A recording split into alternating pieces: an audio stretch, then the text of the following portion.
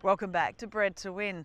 New Zealand's Griffin family have become well known to Australian breeders and buyers and sales companies for producing top-class stakes performers, and they look to continue that tradition as they take over the former Think Big stud in southern New South Wales, itself home to former champions.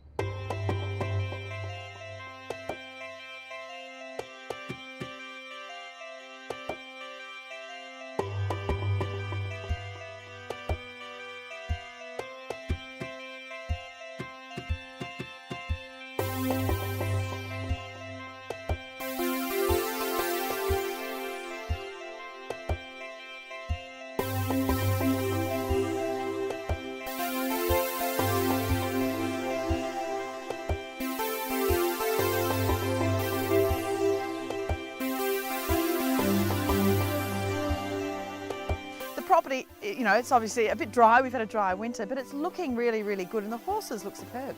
Yeah, look, we're not used to having such dry winters coming from New Zealand, but thankfully irrigation across the whole farm has done a great job for us. Tell me a bit about Lime Country in New Zealand, because you have had great success over a number of years with your operation. Yeah, look, we've been operating commercially in New Zealand for about 10 years with a focus on sales, adjustment, looking after client stock and aiming for those top end of whatever sales we're going into. The farm that obviously was Think Big, as it still is owned, you're leasing this property now, but it's a long-term lease, isn't it? What's your core operation? What are you looking to do with horses on this property? Look, we really want to be aiming for the top end of whatever sale we're doing, be it Easter, be it Magics, Classic, Melbourne if we were going to go there, and putting small numbers together with really top end quality rather than large numbers and pumping them through. We have some great clients. Obviously Dado Tanchinam still has a lot of mares here. Duncan Ramage is still managing a lot of those, but you know, Linda Huddy, you've had great success for her recently, you know, obviously from what you've done before, but they're still supporting you here in Australia. Yeah, look, Graham and Linda have been a huge support. We really enjoy doing business with them. They're great fun, really passionate people. We had a really good result for them back in New Zealand, their first year selling commercially, and it's nice that they're supporting us going forward as well. And then I guess on top of that, we've got other Kiwis supporting us here now. John Bromley, we obviously sold some for him last year and he's had a good result. He's sending more stock this year along with a few others. Well, Volatile Mix, the SA Derby winner, you actually raised yourself and has gone on to great success, but you've also got a lot of horses going through the ring already in Australia since you've been here. You've had a great sale, Magic Millions just recently, the mare's sale, but also the chairman's sale for Inglis, and even the Easter yearling sale as well. Yeah, look, it was great. I think we've offered 22 horses since we've been here. We've sold 19 and sold above everybody's expectations. And the right people buying them. I think, you know, your Tana going to China Horse Club, the Savabeel yearling at Easter you sold went to Shadwell and Angus Gold. Yeah, look, that was really exciting. There was a lot of interest in him. It was nice. I think he was the highest priced Savabeel ever sold in Australia as well. So that was a nice little Kiwi connection. It was John's best result in the sales ring as well. And obviously you want to be putting good stock. I think the Hong Kong Jockey Club with the underbidders there and a few other people. He was a really sexy horse and it was nice to put him together in time for that sale. And of course, Hong Kong buyers, Singapore buyers, they know what you can produce when you're taking horses to the sales. Yeah, look, we've sold a lot over to Hong Kong and Singapore from the ring and off the farm as well, and we've had some really good results with, you know, international horses like Ambitious Dragon and Spalato, Singapore Horse of the Year and Hong Kong Horse of the Year, having a lot to do with our property. So they've been good flagship horses for us, and so we aim to get one of those big ones here in Australia as well. Greg, I guess it's a big ask to move your whole family over here, but it's a fabulous family operation that you have here with Jo and the kids. Yeah, look, we're delighted to be here, and the children genuinely do have a big part in the running of the farm day to day. They enjoy helping, and their skill level's increasing all the time. How have you found the change? I mean, the differences in the farm, the setup, the infrastructure seems to be very good, but I guess there are some things that are different to New Zealand?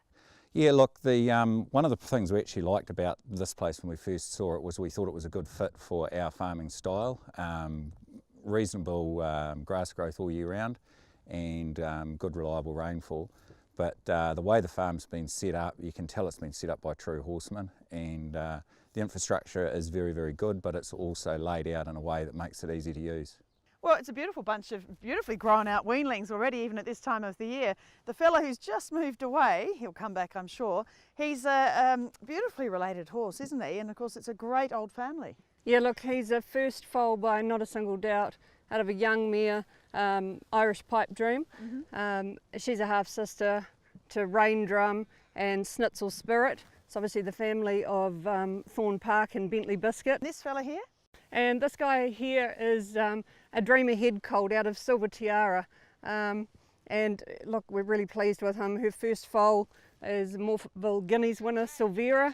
And the dam is a half sister to Shootout and Cassandra's Shadow. So he's a nice horse, very happy with him as well. Jo, this is a fabulous paddock of fillies. They're all sales bound, of course, next year, but they buy such top stallions: Redute's Choice, Fastnet Rock, Done Deal, you know, the list goes on. Yeah, no, it's pretty exciting, and we've had something to do with some of the stock through the sales ring already. This filly here, we took her half sister to Karaka this year by I'm Invincible, 425.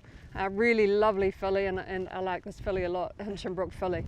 But this is Lelia by Redute's Choice. She's the mother of Shamalia, who's back in work with Chris Waller. But some of these other mares in the paddock, they're in foal to fabulous stallions with great pedigrees on the mare side too. Yeah, look, it's a nice paddock of mares. We've got mares obviously by some New Zealand sires, Tavistock and Macfie in this paddock, along with some exciting sires coming up this season like Pride of Dubai and Vancouver.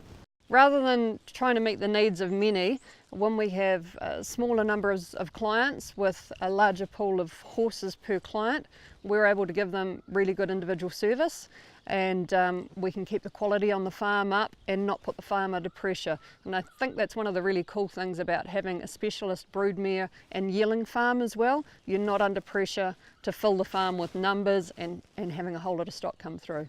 Look, it's been a real watershed year for us here, and we've had a lot go on, and we're just loving the industry over here, the enthusiasm of our clients.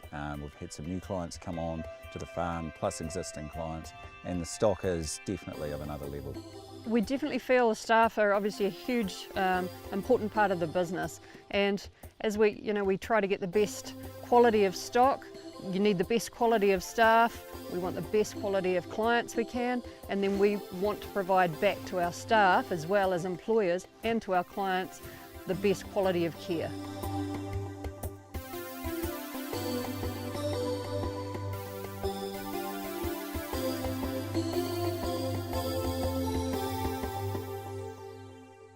The Griffins looking forward to a productive spring ahead of a busy sales season in Australia next year.